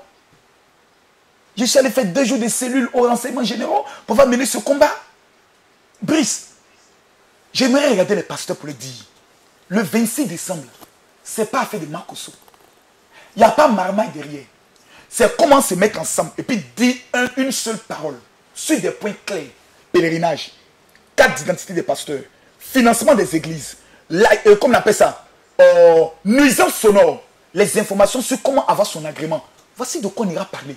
Raison pour laquelle un tel événement ne peut pas avoir lieu si nous n'avons pas quelqu'un qui porte la voix de l'État en face de nous. D'où l'invitation comme parrain du ministre d'État, le seul ministre d'État de la Côte d'Ivoire, Ahmed Bakayoko. D'accord. On va revenir sur l'invitation du ministre d'État, le ministre Ahmed Bakayoko, en tant que parrain de cet événement. On va revenir là-dessus. Mais est-ce que dans vos points à l'ordre du jour, vous ne prévoyez pas aussi de parler de ces pasteurs à qui on reproche d'être fétichistes, de ces pasteurs j'ai fini, à qui on reproche d'organiser des sortes d'escroqueries de leurs fidèles, de ces pasteurs, mais qui savent au fond qu'ils sont faux et qui utilisent donc le nom de pasteur pour abuser des fidèles ou pour justement profiter de la faiblesse, parce que les gens sont dans des états de faiblesse, ils sont dans des états de, j'ai envie de dire, démoralisés, ils sont déprimés, ils ne savent pas où mettre la tête, et parfois certains utilisent justement ces faiblesses pour se faire donc, je veux dire, escroquer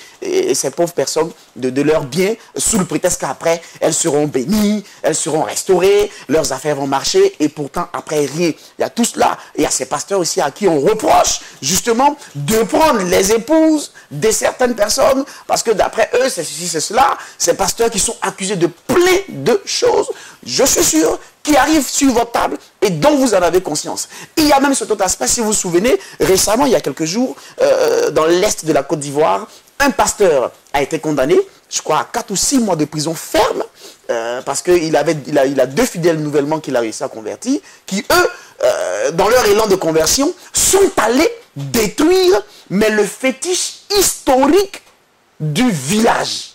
Un fétiche qui existe depuis 1916. Je dis bien 1916, qui n'a jamais été touché. Et justement parce qu'ils sont délivrés et issus hors de leur pasteur, ils sont allés détruire ce fétiche. Ça a créé un gros tollé dans la région. Et le pasteur a été enfermé et les jeunes hommes ont été fermés. Tous les villageois ont demandé pardon, même les villages alentours, aux alentours ont demandé pardon. Mais l'autorité compétente a jugé qu'il était important de poser un tel acte pour donner un message fort. Je pense que je pense que les 6 mois de condamnation du pasteur, c'est un peu léger. Je pense même qu'il doit prendre au moins 3 ans pour qu'il comprenne qu'il est sur la terre, il n'est pas au ciel. J'en viens à ce que vous dites. Monsieur Brice, je ne serai jamais l'instrument de la déstabilisation de ma famille évangélique. Les faits que vous avez énumérés tout à l'heure, j'ai les listes des pasteurs en Côte d'Ivoire qui sont dans les médicaments, dans le fétichisme, dans la mystification, qui louent les faux malades pour venir faire de la gymnastique. Nous en avons toutes les preuves palpables. Ils le savent, je le sais. Nous nous connaissons et nous avons leur confession enregistrée. Et qu'est-ce que vous faites pour qu'ils changent? Merci. Pour qu'ils sortent de la coopération? Parce que c'est par leur appel, c'est par leur place. Ce n'est pas une affaire de qu'est-ce qu'il fait pour qu'ils changent. Au congrès des pasteurs, c'est un point occulte que je n'ai pas voulu énumérer devant tout le monde. Mais ce problème, nous allons le mettre sur la table parce que vous m'avez dévancé. Et quand on me pose une question, si je ne réponds pas, on dirait que je cache quelque chose. Nous avons pris le soin d'énumérer 27 pasteurs en Côte d'Ivoire qui sont les spécialistes et les champions dans le montage des guérisons. Faux, usage de faux, abus de faiblesse. Des pasteurs qui imposent à certains fidèles d'apporter la somme de 2 à 4 millions. Des pasteurs qui demandent à leurs fidèles de vendre leur maison parce que la maison serait hantée et de venir déposer tout l'argent à leurs pieds. Nous sommes face à un grand danger. L'État de Côte d'Ivoire nous a dit, faites-nous des propositions. C'est clair. Si nous nous asseyons pour nous mettre à énumérer toutes ces personnes, les gens ne vont même plus croire quand ils amènent tes parents, vous tous êtes pareils. Donc, dans notre boîte sacrée, là, dans le sein des saints, là, on saura comment les enlever un à un. Leur église, là, on va fermer ça, qu'on calaque, prendre la clé pour mettre dans notre poche. Pour dire le monsieur, là, son église est fermée jusqu'à ce que nous constatons, voyons clair. Mais toutes ces décisions, si nous les prenons seuls, nous devenons persécuteurs de l'église. Qu'est-ce là? En même temps, Jésus a dit, laissez les deux graines pousser. Mais on ne peut pas décider seul.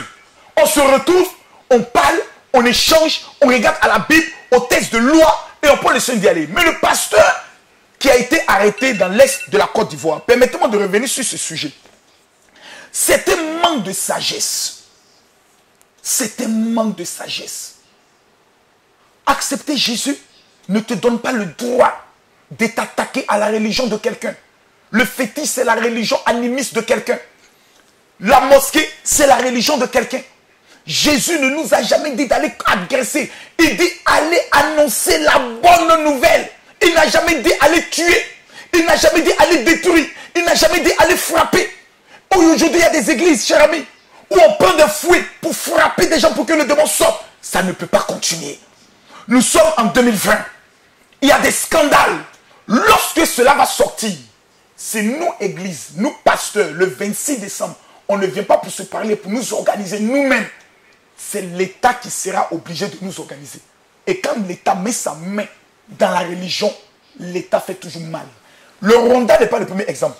Il y a eu le premier exemple, si je me tombe, avec Tom Albaï, si je me tombe au Tchad, qui était un chrétien évangélique, qui a rétrogradé étant président, qui s'est mis à persécuter, tuer les pasteurs, obligeant à ce que nous retournons au Dieu de nos ancêtres. Nous avons connu au Tchad, si je me trompe, une persécution qui n'en dit pas son nom. Nous sommes la Côte d'Ivoire, le pays laïque, le pays de Félix Houphouët-Boigny, le pays de paix. Mais la Côte d'Ivoire va changer bientôt. Et au fur et à mesure, les lois changent. Aujourd'hui, il y a des pays qui reconnaissent l'homosexualité. Si l'église n'est pas forte, il y a certaines lois qui peuvent passer à l'Assemblée nationale qui vont agir contre nous. La loi de 1960 qui parle de la création de l'église. Mais cette loi est en train de changer. Elle est en train de changer. L'État est en face de cette règle. Nous causons avec les hommes de pouvoir. Parce que les temps évoluent. Il y a beaucoup de choses qui sont. Les lois s'adaptent. Exactement. Moi, j'ai encore des ministres qui disent, mais révérend Makosso, mais on ne peut plus continuer. Vous imaginez par exemple. Vous avez des églises qui sont dans des quartiers résidentiels, qui mettent des haut-parleurs et qui font des veillées jusqu'au matin. Et quand le voisin se plaint du nom, tu as procédé. Il y a des réalités. Mais si nous ne nous parlons pas, on dira demain, voilà. On vous avait dit, le président Ouattara est venu, c'est vous fermer les églises. Pourtant, près de 10 ans qu'il a été au pouvoir, quelle église a été fermée? Quelle loi a été prise? Au contraire de 2 milliards, nous sommes passés à 2 milliards 300 millions pour aller en Israël. Moi, je ne fais pas la politique, mais je reconnais que sous le régime Ouattara, on n'a jamais empêché un pasteur d'aller organiser sa croisade. Jamais. Nous faisons notre truc. Au contraire, c'est plus sous le régime Ouattara que la marmaille, même dans les églises évangéliques, atteint un niveau qu'on ne comprend pas. La duplicité, des faux paralitiques qu'on amène. Le monsieur est là, il stampe comme ça, on fait des vidéos. On voit le monsieur qui laisse ses béquilles, qui marche. Or, dans le fond, le monsieur là, il habite dans le même quartier, le quartier le plus pauvre. Il a reçu 100 000 francs pour venir faire cette comédie. La preuve, le paralytique, on ne le voit plus jamais à l'église. Vous vous souvenez de cette célèbre vidéo de cette femme qui a une malformation au bras, qui est capable de le rentrer et après de le sortir. Mais est-ce que vous savez que cette femme est venue en Côte d'Ivoire? Envoyée par un pasteur? Envoyée par un pasteur. Mais les réseaux sociaux existent désormais. On a mais nous avons le dossier parce qu'ils n'ont pas pu balancer cette vidéo. Mais certains de ces pasteurs nous ont dit, vieux père, la femme est venue dans notre église. Il y a des paralytiques qui ont fait des faux miracles. Mais avant la fin du culte, ils ont demandé l'argent. L'argent de Sopé, il a commencé à lever sa main pour dire, attention, il y a gâté. Hein. Il y a gâté. Hein. Il y a des gens qui sont venus malades, mais qui dans le deal, on dit, il ne faut pas qu'on me filme. Et quand on commence à filmer, non, je vous avais dit qu'il faut me filmer. Et les fidèles voient, c'est terrible. Est-ce que vous vous rendez compte, je ne sais pas si vous vous rendez compte du travail que vous avez à faire, de la charge. Mais je dis, c'est énorme de pouvoir faire un travail de tri. Je ne sais pas comment vous allez vous arranger. C'est simple. La solution est tellement simple. 1. Identification des pasteurs. Numéro 2. Mise en place du comité éthique et déontologie. Des pères sont à l'intérieur. Lorsqu'il y a des dossiers qui sont en charge contre un pasteur, on convoque le pasteur devant le comité éthique et déontologie. On interroge, on lui apporte les preuves. Soit il se répand, soit le comité éthique et déontologie fait le rapport au niveau de la direction générale de culte, la direction générale de culte émet un arrêté, on ferme l'église du pasteur. C'est l'État qui donne les agréments pour exercer. Le même État a le pouvoir de retirer ton agrément et de fermer ton église. Nous ne pouvons plus accepter le désordre. Parce que le désordre, sur le plan de la spiritualité d'un pasteur, entache toute une corporation. Il y a des pasteurs sérieux qui sont dans les campements, qui sont dans les villages, qui sont dans les villes, qui font un travail remarquable et remarqué. Si moi, Makosso, je deviens un scandale, j'ai le droit d'être convoqué. Et j'ai été convoqué. J'ai été convoqué par le comité que nous avons mis en place, qui m'a fait des reproches, qui m'ont dit, Reverend Makosso, on ne veut plus entendre ces gens de propos de ta bouche. Mais je leur ai expliqué ma méthode et ma stratégie sur les réseaux sociaux. Face à la Bible, ils ont compris. Plusieurs pasteurs voulaient s'en prendre à M. Gédéon de la Tchitouva. Il devait se faire arrêter. C'est moi qui ai dit non.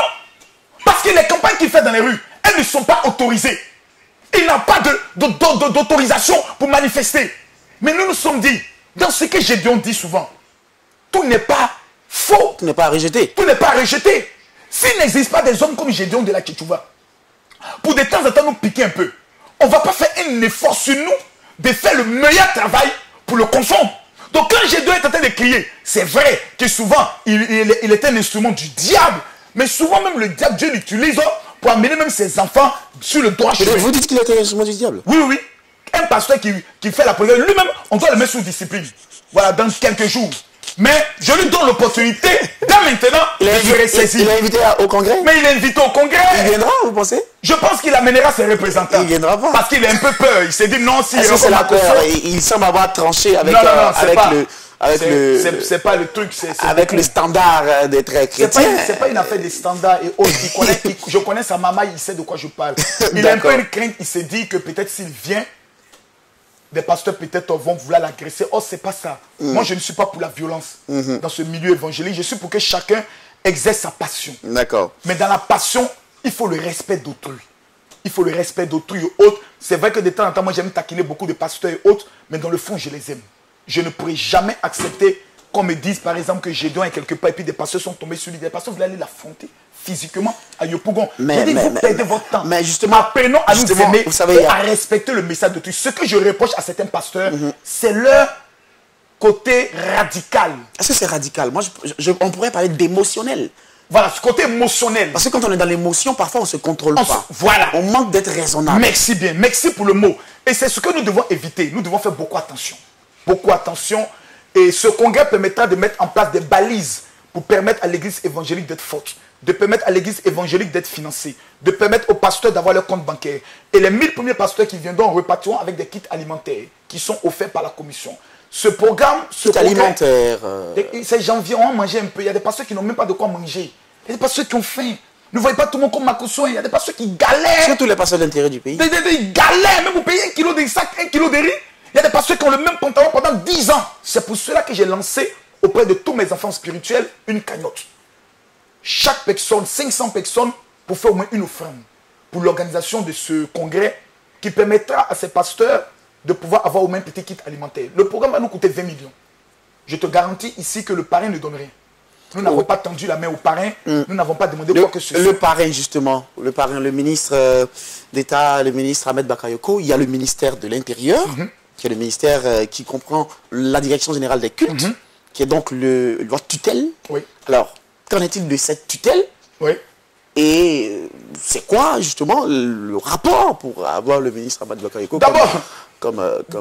Merci beaucoup. D'abord, il faut rappeler les choses. Le directeur général des cultes sera bel et bien présent à notre congrès. Le ministre d'État Ahmed Bakayoko a d'abord été ministre de l'Intérieur. Donc, il connaît très bien la maison. Il connaît bien le dossier. Nous avons regardé parmi les hommes de ce pouvoir. Quel est l'homme que le président peut facilement écouter face à nos problèmes? Quel est l'homme? Parce qu'il y a beaucoup d'hommes dans ce pouvoir. Mais quel est l'homme? Quand on parle, il comprend. Il y a des gens qui ne comprennent pas. Ils viennent et puis ils te prennent pour des enfants.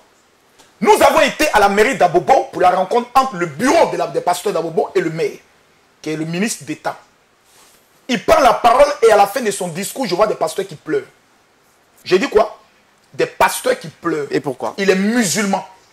Il ne s'attendait pas à un tel discours où il venait dire au pasteur, c'est vous qui faites le meilleur de tous les boulots. Parce que nous là, on dirige. Mais c'est vous qui êtes en contact avec le peuple, qui donnez de la valeur au peuple. Je suis musulman, mais je ne serai jamais pour quelqu'un qui prêche et qui dit que l'autre est du diable. On doit tuer l'autre. Dans la ville, nous appartenons tous. C'est-à-dire c'était un discours apaisant. Et un tel homme, si nous lui présentons la situation réelle que vivent les pasteurs, nous sommes convaincus à 100%. Il y a des personnes qui peuvent parler au chef de l'État. Il y a des ministres, il faut qu'on se dise la vérité dans ce pays, qui ne peuvent pas parler au président de la République.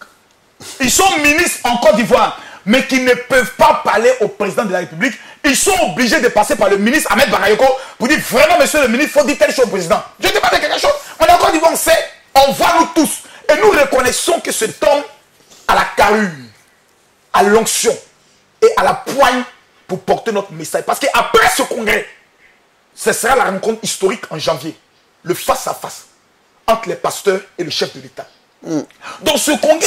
Certains estiment en même temps ce congrès, pendant que vous parlez, et la présence du ministre, certains estiment, et vous le savez bien même autant que moi, ça se dit justement auprès de certains pasteurs que c'est pour de la récupération politique. Récupération politique.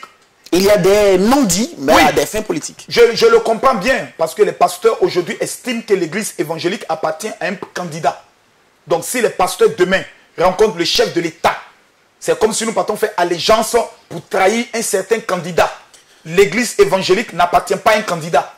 L'église évangélique n'appartient pas à un homme. Elle appartient à Jésus-Christ de Nazareth. Notre candidat qui ne nous a jamais trahis et qui ne va jamais nous trahir s'appelle Jésus-Christ de Nazareth. Il n'a pas dans une élection. Il règne sur la Côte d'Ivoire. Le débat, il est clos. Nous sommes dans un pays. Nous avons des droits. Nous avons des besoins. Nous avons des griefs. Nous avons des revendications. Nous devons présenter. Mais quand nous sommes devant un chef d'État, on ne revendique pas. On demande. Disait le président Omar Bongo. Un pasteur arrive devant lui. Il dit, nous revendiquons. Il dit, taisez-vous. C'est quoi cette impolitesse? Devant un chef d'État, on ne demande, on ne revendique pas. On demande. Et il accorde. Donc nous avons des demandes à faire pour le bien de l'église évangélique. Nous voulons un hôpital pour les pasteurs. Pour que quand les pasteurs sont malades, les pasteurs aillent se soigner gratuitement. Nous voulons... Mais c'est aux pasteurs de s'organiser et construire leur hôpital? Oui, quand nous donnons moins de terrain, nous avons beaucoup d'argent. Nous vous allons organiser. C'est des demandes que nous faisons à l'État. C'est l'État qui est propriétaire de terrain. Nous voulons que l'État nous aide à obtenir la cathédrale de l'évangile de 6000 places où les pasteurs pourront se retrouver pour se former. Former gratuitement les pasteurs avec une institut biblique. Nous voulons qu'en 2020, prenons un exemple simple, nous avons la crise qui s'annonce. Les gens ont peur. Nous voulons que 1000 pasteurs... En 2020. Nous avons les élections les gens ont peur. Oui, nous voulons qu'au moins 1000 pasteurs aillent en Israël se mettre à genoux pour demander à Dieu la paix sur la Côte d'Ivoire, la prospérité pour la vie des Ivoiriens. Nous voulons qu'au niveau de la Côte d'Ivoire, les agréments soient facilement délivrés pour que les pasteurs puissent travailler en conformité avec la loi. Nous avons des demandes à faire au président de la République. Nous voulons dire au président de la République, dans le cadre de la paix et de la réconciliation, lui faire des propositions. Nous voulons, en tant qu'ambassadeur de la paix, être des moyens, une locomotive de paix en Côte d'Ivoire. Nous voulons, à partir de 2020, ça on n'a pas besoin de l'État, lancer ce qu'on appelle la révolution verte. Permettre à toutes les régions de Côte d'Ivoire et aux chrétiens de recevoir un financement de 30 millions par région pour leur permettre de lancer la révolution verte, c'est-à-dire permettre aux chrétiens de retourner à la terre, d'investir dans le domaine de l'agriculture. Nos frères musulmans ont le transport, nous devons avoir l'agriculture pour permettre à la Côte d'Ivoire de gagner. Mais si nous avons une communauté qui travaille et une autre communauté qui attend le retour du Seigneur Jésus, nous allons mourir de faim. Nous voulons nous mettre au travail. Nous voulons dire à l'État qu'à partir de 2022, l'église évangélique de Côte d'Ivoire souhaiterait faire des emprunts obligataires à l'État de Côte d'Ivoire. Oui, nous avons des projets. Oui, nous avons un rêve. Oui, nous avons une vision. Le temps où le pasteur était mendiant, se rendant au palais pour tendre la main est terminé. Nous voulons faire des propositions à l'État pour que les 7 millions de fidèles que nous gérons puissent vivre aussi le bonheur, la grâce et la paix. Ce sera donc pour partager toute cette vision. C'est votre vision ou la vision... C'est la vision des présidents des fédérations. Je vous l'ai dit, il y en a 85 au sein de la commission. Et c'est le désir profond de tous les pasteurs. Après 6 ans d'exercice, nous avons fait le sondage. Et justement, c'est ce message, c'est donc, je veux dire, toute cette vision que vous voulez partager avec les pasteurs, ce sera donc le 26. Le 26. Revenir sur... À partir de 9 h. Nous tenons à informer aux pasteurs dans les différentes communes. Il y aura des cas que la commission paye, comme nous le faisons à toutes nos assemblées, pour mettre à la disposition des pasteurs qui n'ont pas les moyens pour venir. À Yopougon, il y aura au moins 10 cas. À Bobo, 10 cas. Pobo, 10 cas. Koumassi, Mako, Itavi, 10 cas. Bon, Mako et Koumassi, eux sont déjà à côté. Mais on peut juste marcher. C'est au palais de la culture. Mesdames, Mesdemoiselles et Messieurs, pourquoi nous le faisons? Pourquoi nous dépensons tant d'argent? Parce que nous voulons que le politique nous respecte. Quand nous sommes allés rencontrer le ministre d'État, Ahmed Bakayoko, à Boboga, les pasteurs ont cotisé 1 500 000 francs pour lui remettre à la caisse sur le plan social. La caisse sociale, de la mairie de... Lorsque nous nous sommes rendus à la mairie de Cocody, quand nous remettons le prix du meilleur maire, nous avons remis 1 million. Au maire de Port-Boué, 2 millions. Le 26, au congrès. Vous savez qu'à chaque congrès, à chaque rassemblement, chaque année, les pasteurs de Côte d'Ivoire désignent le meilleur maire de Côte d'Ivoire. Et ce 26, les pasteurs ont voté. Les présidents des fédérations. Vous direz ça ici ou je le dis ici et maintenant. Le résultat du meilleur maire de Côte d'Ivoire de l'année 2019 est décerné au ministre Bakongo de Koumassi. Pour 3 raisons. 1, il a affronté les Nyamolo. Il a gagné. 2, il a mis sa politique en place sans attendre les moyens de l'État avec souvent ses propres moyens. Il a changé l'image de la mairie, reconstruit la mairie. Il a permis aujourd'hui, quand on regarde Koumassi, de voir par ce rond-point une cathédrale, je peux le dire, une image de la Côte d'Ivoire. Le président Macron arrive en Côte d'Ivoire, faites-moi confiance, il fait un tour, le maire Bakongo le reçoit à Koumassi. Ce maire a un rêve, il s'est battu, il s'est imposé. Nous allons lui décerner le prix du meilleur maire avec un chèque, l'argent liquide de 2 millions. Parce qu'avant c'était 1 million. Maintenant nous allons donner 2 millions au maire. Pour dire monsieur le maire, prenez les 2 millions pour mettre dans la caisse sociale. Nous ne sommes pas des pasteurs qui tendons la main. Nous sommes des pasteurs qui contribuons au développement de notre pays. D'accord, alors je pense qu'on a parcouru toutes les questions importantes. Je pense aussi. Relatives donc à ce congrès. Tout à fait. J'ai envie de dire certainement le message que vous voulez lancer aux pasteurs, parce que là nous parlons aux pasteurs cette fois. Vous êtes là pour leur parler. Nous sommes pratiquement à l'orée de 2020. Tout à fait. Et ce congrès se veut de la plus haute importance pour vous. Merci. Quel message vous avez à leur adresser? Chers pasteurs, je suis le révérend général Camille Makosso. Plusieurs personnes parmi vous ont appris que je n'étais même pas ivoirien. Même ma nationalité, on me l'a arraché. Pour des raisons politiques. Plusieurs ont appris que j'étais prêt à vendre l'église aux hommes politiques. Près de 10 ans. Je n'ai jamais donné de conseils malgré que j'ai la plus grande flotte pastorale, plus de 10 000, à un pasteur sur un candidat. Je reste moi-même convaincu que Jésus-Christ de Nazareth qui est mort à la croix et le 3e jour est ressuscité est le père de l'église en Côte d'Ivoire. Et le patron de l'église en Côte d'Ivoire est notre Dieu et notre Seigneur. Les pouvoirs passent, les hommes passent. La Bible demeure, Christ demeure. Le jeudi 26, à partir de 9 h, ce n'est pas une question de Makosso. C'est une question de l'église. C'est une question de notre corporation. C'est une question de notre avenir. C'est une question de notre vocation. Je ne sais pas à quelle fédération vous appartenez. Nous n'appelons pas à un emblème fédéral. Nous appelons à une rencontre. L'État pasteur. Que vous soyez des assemblées de Dieu, USO, Baptiste, que vous soyez église indépendante, que vous soyez fondateur, travaillant avec un pasteur, vous avez droit à une assurance. Vous avez droit à un compte en banque. Vous avez droit à être assisté. Vous avez droit à être écouté. Parce que vous êtes un citoyen de ce pays. L'État vous appelle pour présenter à l'État quels sont vos besoins, quels sont vos rêves, quelles sont vos difficultés, afin que l'État prenne des mesures pour que vous, pasteurs, hommes de Dieu, qui changez les prostituées en femmes d'affaires, qui changez les criminels en citoyens bien, vous puissiez dans ce pays exercer librement, avec le respect qui vous est dû. Le 26, la nouvelle carte d'identité pastorale 2020-2025 sera présentée à l'ensemble des pasteurs. Et elle commencera à être délivrée. Pour que toi, pasteur, tu aies tous les honneurs dus à ton rang de ministre de Dieu. Les ministres de ce pays, quand ils terminent leur mandat ou sont démis, toi, tu restes ministre à vie. Tu n'es pas n'importe qui. Tu es un ministre. Tu es un ambassadeur. Le 26, tout pasteur, conscient de son appel, est convaincu que l'onction de Dieu est le seul moyen qui nous permettra de gagner les âmes par la puissance de la prédication de la croix et de la repentance.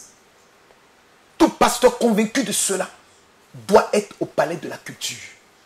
Les pasteurs que nous ne verrons pas auront fait le choix et auront démonté à l'ensemble de la nation qui n'appartiennent pas à Jésus-Christ de Nazareth. Que Dieu vous bénisse.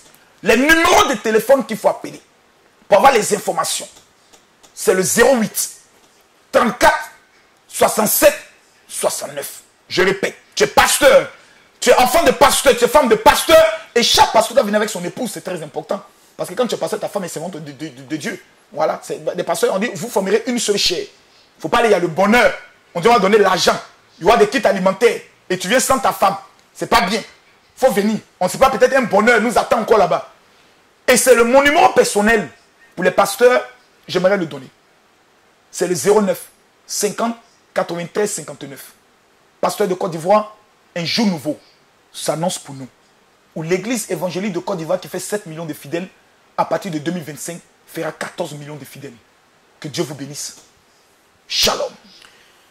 Merci à vous, mon général. Merci pour cet échange. Merci d'avoir été aussi vrai, aussi sincère. Et merci pour ce message à l'endroit des pasteurs et pour ce congrès que vous organisez. Écoutez, nous vous souhaitons, en tout cas de tout cœur, pleine réussite et plein succès. Merci beaucoup.